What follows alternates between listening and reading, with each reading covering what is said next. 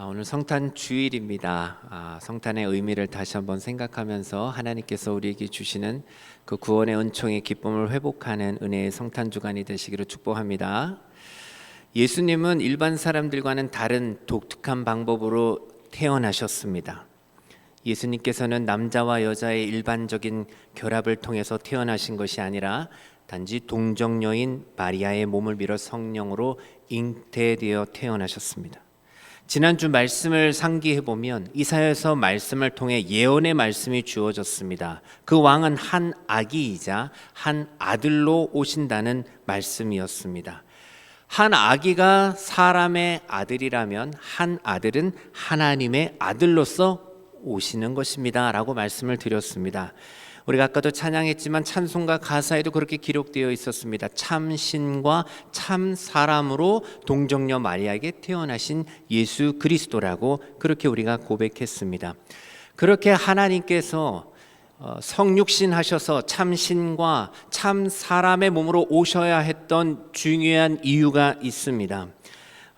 그래야만 우리의 죄를 대속해 주실 수 있기 때문이죠.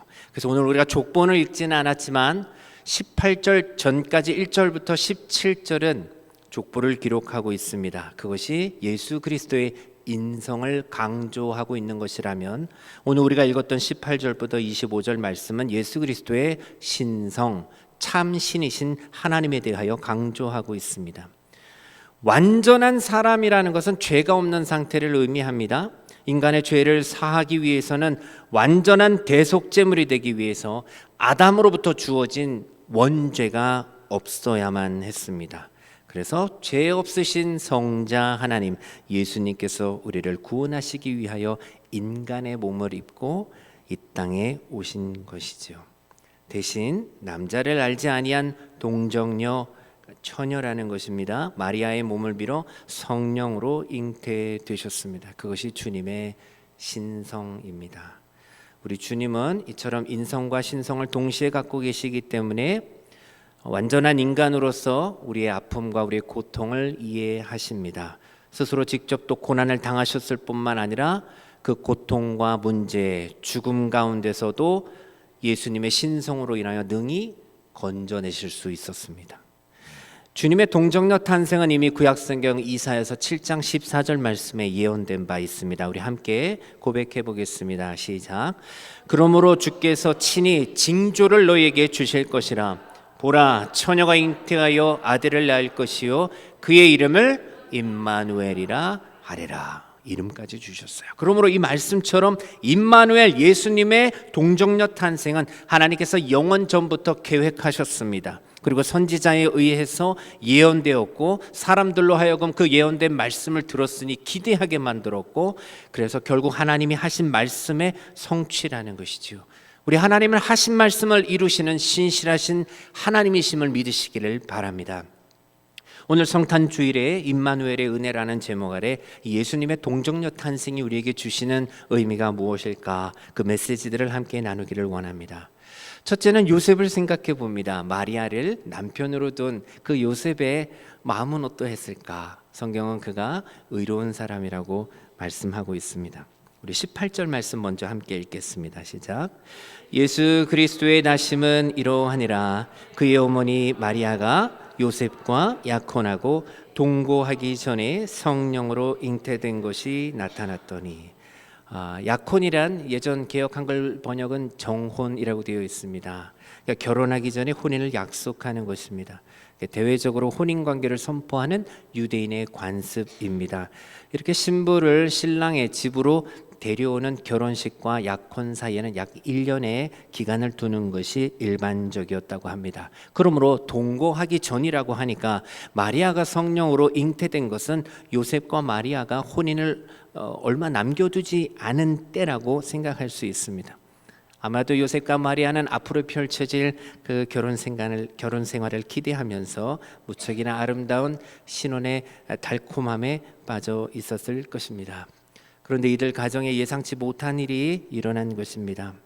약혼한 사이라면 서로 순결을 지켜야 됩니다. 그런데 신부가 덜컥 임신을 하고 말았습니다. 우리는 물론 성경을 통해서 압니다. 이것이 마리아의 부정한 행위 때문이 아니라는 것을 말이지요. 하나님의 뜻과 섭리에 의해서 성령으로 잉태된 것입니다. 그리고 하나님께서 이렇게 요셉과 약혼한 기간 중에 있는 마리아로 하여금 성령으로 잉태케 하신 것은 메시아가 다윗의 자손으로 오시리라 하신 그 말씀을 성취하기 위함이었습니다. 여러분, 우리 하나님은 전능하신 하나님이시요 하신 말씀을 이루시는 신실한 하나님이시라는 것을 다시 한번 꼭 믿으시기를 바랍니다. 그런데 성령으로 잉태하게 하셨다는 것을 듣자마자 아멘 그렇군요 라고 받아들일 수 있는 것이 너무나 어려운 것이죠. 우리는 이것을 믿지만 어려웠을 것입니다. 이 말씀이 주어졌던 당시에도 유대인들 사이에 왜 소문이 없었겠습니까? 마리아가 요셉이 아닌 다른 남자를 만나 관계를 맺어 예수를 낳았다. 그래서 예수는 사생아다. 비기독교인들을 통한 이런 루머들도 있었습니다. 그래서 마태는 예수의 출생이 인간의 혈통이 아니다, 성령의 창조의 능력에 의해서 탄생하신 사실을 분명하게 기록하고 있는 것입니다. 그래서 16절 말씀을 우리 한번 읽어보시겠습니다. 시작.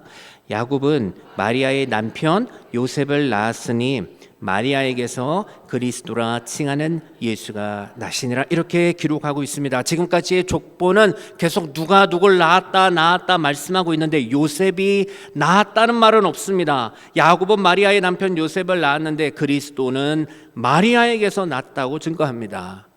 여러분, 루머는 루머입니다. 주님은 다윗의 자손으로 오신 것은 맞지만 인간의 혈통이 아닙니다. 성령의 창조의 능력에 의해서 태어나신 분임을 성경은 증명하고 있습니다. 우리가 믿는 예수님은 이러하신 예수님이십니다. 그래서 마리아는 사람과 사람의 관계가 아니라 창조의 능력을 지니신 성령 하나님의 초자연적인 능력으로 예수님을 낳았다는 것을 우리는 분명히 기억해야 됩니다. 요셉이 자기 아내가 임신한 것을 알았어요. 그런데 요셉 참 괜찮은 남자였습니다. 마리아를 너무 사랑했어요. 당시에 정혼한 여인이 임신하게 되면 그것으로 사회적으로 큰 일입니다. 그러나 요셉은 이 일을 드러내지 않았습니다. 비밀스럽게 처리하려고 했습니다. 19절 말씀 우리 함께 읽어봅니다. 그의 남편 요셉은 의로운 사람이라 그를 드러내지 아니하고 가만히 끊고자 하여. 드러내지 않는다.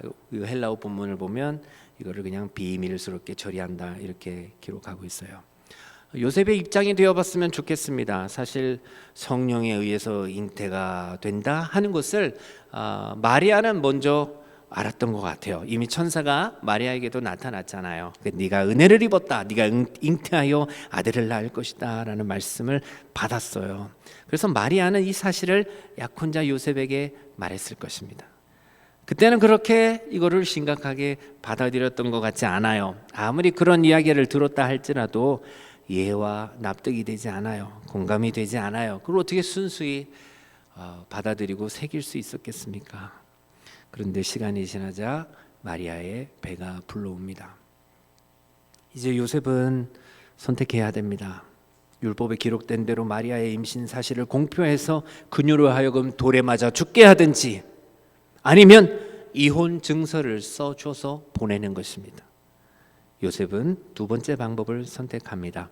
평소에 율법에 충실하고 의로웠던 요셉은 인간의 정상적인 감정과 이성으로 도저히 받아들일 수 없는 이 일에 대해서 하나님의 뜻이라고 생각하기보다는 배신감, 억울함 느꼈을 것입니다. 그래서 그는 조용히 그냥 떠나려고 했던 거예요. 그러나 여전히 마리아를 사랑하고 있고 그래서 조용히 관계를 정리하려고 했던 것입니다.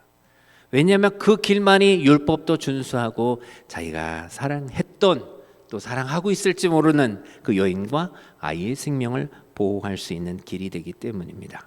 그래서 요셉은 이 어려운 순간에도 자기의 감정을 잘 다스렸어요. 이해는 도저히 되지 않는다. 믿을 수도 없다. 그러나 상대의 수치를 덮어주고자 노력합니다.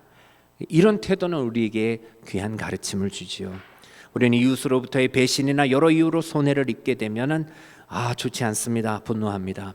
한국 사람들은 또 다혈질이 많습니다. 욱합니다. 욱해서 그르치는 일들이 참 많지요.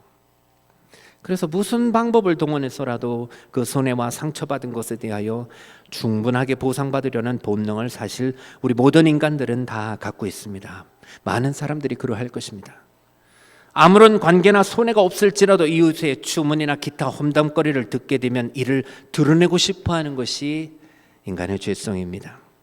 잠언 18장 말씀을 보면 남의 말하기를 좋아하는 사람은 이거는 별식과 같아서 뱃속 깊은 데로 들어가느니라 하는 말씀이 있어요. 그러나 사랑하는 성도 여러분, 우리 하나님의 자녀들은 그렇게 살아서는 안 됩니다.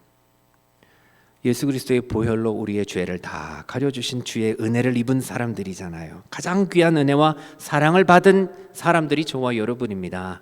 그 은혜를 받은 자답게 우리는 살아내려고 노력해야 되는 것이죠.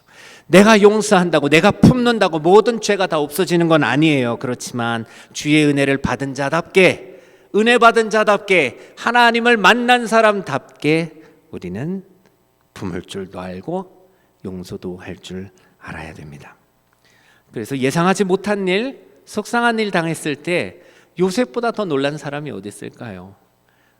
약속했던 자기 여인이 배가 불러옵니다. 그때 지혜롭게 처리했던 요셉을 생각할 수 있었으면 좋겠습니다.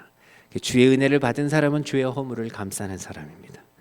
그렇게 평화를 이루어낼 수 있는 저와 여러분의 삶, 또 우리 교회가 되기를 주의 이름으로 축복합니다. 그래서 첫 번째 우리의 기도 제목입니다. 요셉의 의로움을 나에게도 주옵소서. 한번 해볼까요? 요셉의 의로움을. 아멘. 요셉이 의롭지 않았다면, 요셉이 하나님을 경외하지 않았다면 마리아에게는 큰 어려움이 닥칠 수 있었어요. 예수님이 성령으로 잉태돼야 되는데 그 여인을 지켜주지 못하잖아요. 마리아의 몸에는 시간이 필요했어요. 우리의 삶에 하나님의 역사가 이루어지기 위해서는 여러분의 믿음과 여러분의 의로움이 필요합니다. 그것을 꼭 기억하시고 더 믿음으로 의로운 삶을 살아낼 수 있는 저와 여러분 되시기를 주의 이름으로 축원합니다. 요셉은 괴로웠어요. 비밀이 이걸 처리하자 그렇게 결심했음에도 불구하고 집에 가서 잠을 자려고 하는데 잠이 와요, 안 와요? 잠이 안 와요. 계속 그 일을 생각하는 겁니다. 어떻게 이럴 수 있는가? 나와 마리아 사이에는 분명 문제가 없었는데 어떻게 된 일인가?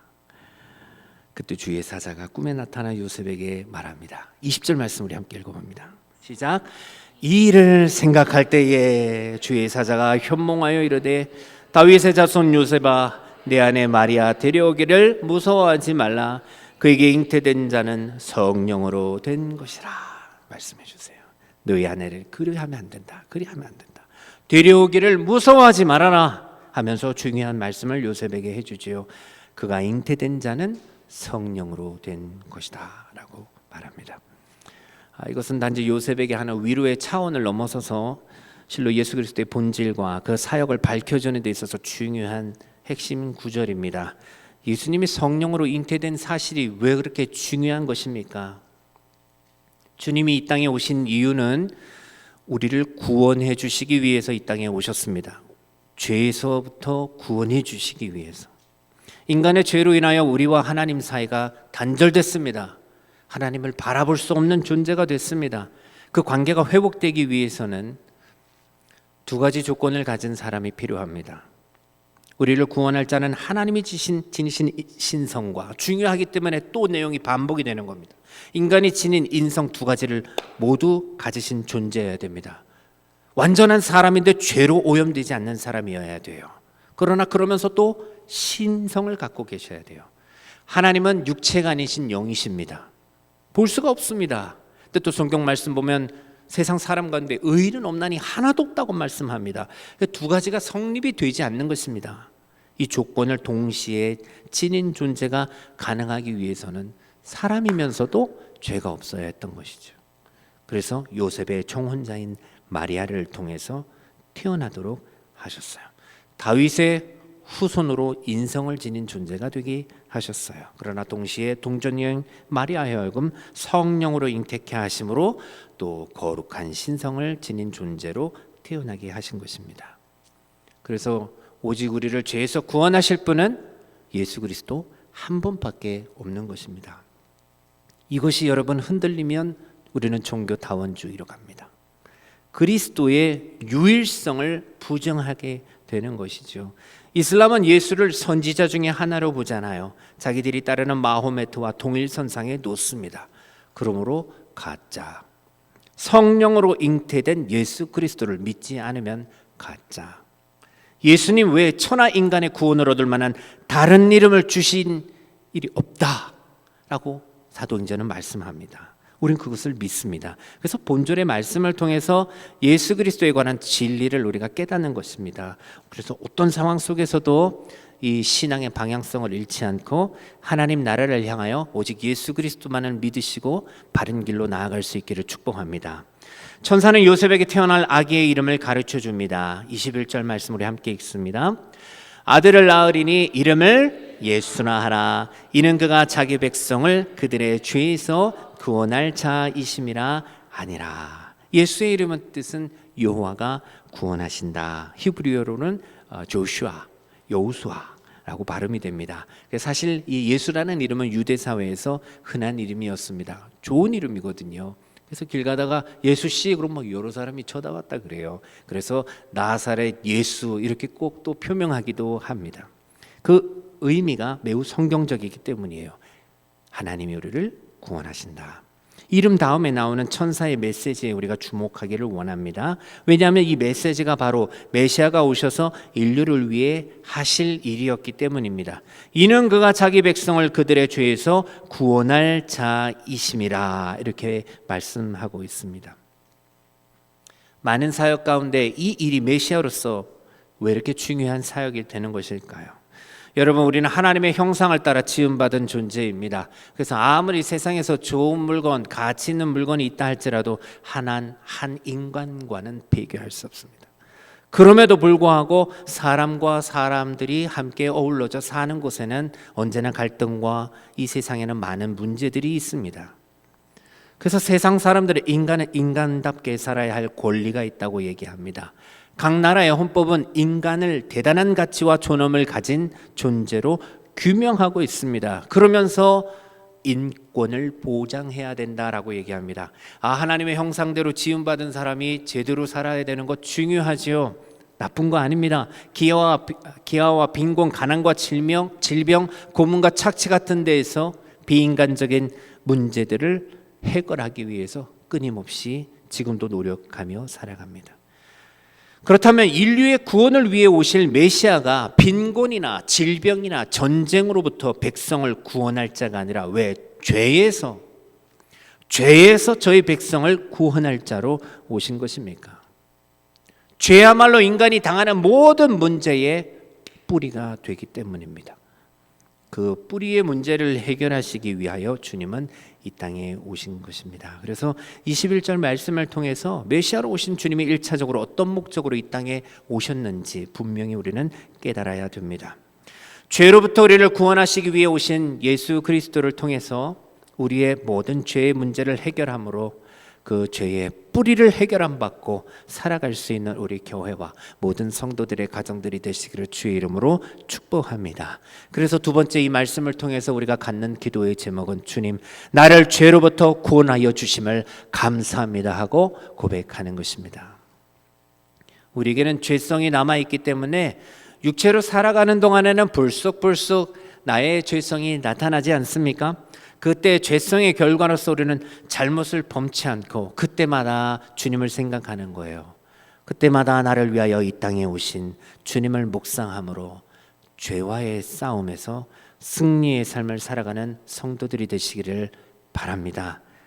주님이 이렇게 처녀의 몸에서 날 것이다 하는 것은 이미 이사야 선지자를 통하여 예언된 일이었습니다. 또 반복이 됩니다. 하나님은 하신 말씀을 이루시는 좋으신 하나님이십니다. 그 약속의 성취가 된 것이지요. 그 예언의 내용이 23절에 기록되어 있습니다. 또 함께 읽겠습니다. 시작. 보라, 처녀가 잉태하여 아들을 낳을 것이요 그의 이름은 임마누엘이라 하리라 하셨으니 이를 번역한즉 하나님이 우리와 함께 계시다 함이라. 아멘. 임마누엘은 하나님이 우리와 함께 계시다라는 뜻입니다. 좀 좋은 단어지요. 그러므로 이사야서 7장 14절에 예언된 대로 예수님의 또 다른 일입니다. 그가 우리를 죄에서 구원하실 자 예수, 하나님께서 이 땅에 보내신 메시아의 이름은 그 예수라는 이름과 하나님이 우리와 함께 계신다 하는 임마누엘, 이 두 가지 이름입니다. 주님의 이름이 우리의 삶에 참 위로가 됩니다. 죄로 인해서 흑암에 빠져 그냥 죽을 수밖에 없는 우리들에게 생명으로 임하셨습니다. 그래서 죄에서 건져 주실 수 있는 유일한 이름이 예수예요. 또한 우리의 삶의 어려움의 문제 속에 있을 때마다 함께 하시는 주님을 생각하는 것입니다. 임마누엘 하나님. 역시 또 임마누엘 하나님 예수님은 우리에게 큰 힘이 됩니다. 그러므로 예수님이야말로 하나님께서 우리에게 주실 수 있는 최고의 선물이며 임마누엘이야말로 하나님께서 우리에게 베푸실 수 있는 최고의 축복인 것입니다. 많은 성도들에게 소망이 무엇입니까? 라고 묻는다면 많은 사람들은 천국에 가는 것입니다 라고 대답을 할 것입니다. 왜 천국이 좋습니까? 그곳에 하나님이 계시기 때문입니다 라고 대답할 것입니다. 그러나 천국에 하나님이 계신 것이 아니라 하나님이 계신 곳이 그 어디나 하늘나라인 것입니다. 하나님은 임마누엘 예수님을 통해서 여러분과 함께 하기를 원하십니다. 예수님을 통해서 천국의 축복을 주시기를 원하십니다. 그래서 우리가 세상을 살면서 바라는 많은 것들이 있지만 무엇보다 복의 근원 되신 예수님을 꼭 영접하여서 예수 그리스도로 인한 복 자체를 누리고 살아가기를 주의 이름으로 축복합니다. 하나님이 함께 하시는 임마누엘의 축복을 누리는 우리 교회와 가정, 여러분의 삶이 되기를 축복합니다. 세 번째 기도 제목입니다. 임마누엘, 우리와 함께 하시는 하나님, 나의 삶에도 함께하여 주시옵소서. 우리 예수님은 단순히 죄의 문제만 해결해 주셔서 우리가 천국 가는데 지장 없게 해주시는 분이 아니라 어제도 우리와 함께 하시고 오늘도 우리와 함께 하시고 내일도 우리와 함께 하시는, 언제나 우리의 삶에 동행해 주시는 주님이라는 것을 믿으실 수 있기를 바랍니다. 그래야만 우리의 인생을 포기하지 않을 수 있고요, 끝까지 내게 주신 은혜대로 살아갈 수가 있는 것입니다. 그래서 요셉이 그는 의로운 사람이라 임마누엘 하나님을 믿었기에 그는 순종의 자리까지 갈 수 있었습니다. 그냥 꿈이라고 치부해버리지 않았습니다. 꿈꾸면서 깨달았어요. 주님이 나와 함께 하시는구나. 그것을 확고하게 믿으니까 두려움이 사라집니다. 의심과 불안함과 배신감과 억울함이 사라집니다. 그래서 믿음이 들어가면 무엇이 따라 나오느냐? 순종이 따라 나옵니다. 잠에서 깨어나서 주의 사자의 명대로 그의 아내를 데려옵니다. 함께 하시는 하나님을 믿으니 순종이 가능합니다. 사랑하는 성도 여러분, 함께 하시는 하나님을 믿음으로 주님의 뜻을 이룰 수 있는 자리까지 나아가는 저와 여러분 되시기를 축복합니다.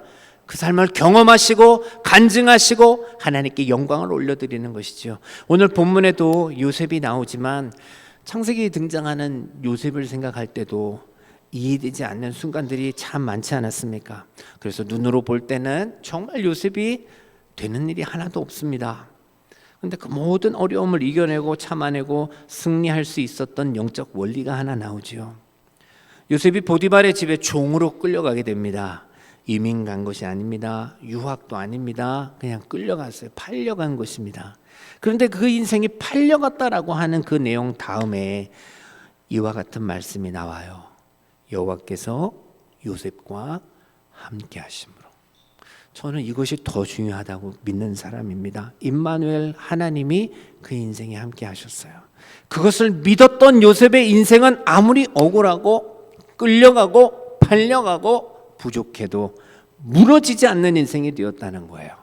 그래서 그가 형통한 자가 되어 그의 주인 애굽 사람의 집에 있게 되었다, 이렇게 성경은 기록하고 있습니다. 여러분, 이번 성탄 통해서 이 믿음이 회복되기를 주의 이름으로 축복합니다. 임마누엘, 우리와 함께 하시는 하나님이 여러분의 삶에 여러분의 인생을 이끄신다는 것을 믿으시기를 바랍니다. 어떤 상황이 있을지라도 이 믿음을 붙잡기를 소원합니다. 하나님 함께 하시면 그것으로 괜찮은 것입니다. 그래야 우리의 영혼의 형통함을 누리는 이번 성탄이 되시기를 주의 이름으로 축원합니다.